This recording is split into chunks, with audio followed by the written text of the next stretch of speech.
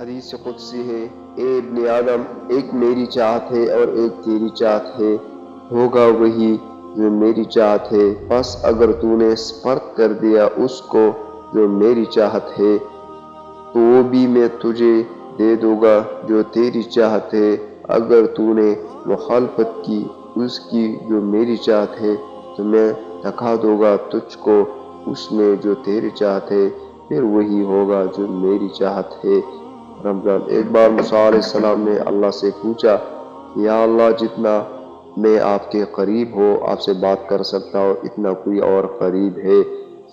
اللہ تعالیٰ نے فرمایا، اے موسیٰ، آخری وقت میں ایک امت محمد صلی اللہ علیہ وآلہ وسلم کی ہوگی، اور اس امت کو ایک مہینہ ایسا ملے گا جس میں وہ خشک ہونٹوں، پیاسی زبان، سکی ہوئی آنکھیں، بھوکے پیٹ جب افطاری کرنے بیٹھے گئے تب میں ان کے بہت قریب ہوگا۔ موسیٰ، تمہارے اور میرے درمیان 70 پردوں کا فاصلہ ہے، لیکن افطار کے وقت اس امت اور میرے درمیان ایک پردے کا فاصلہ بھی نہیں ہوگا، اور جو بھی دعا مانگے گا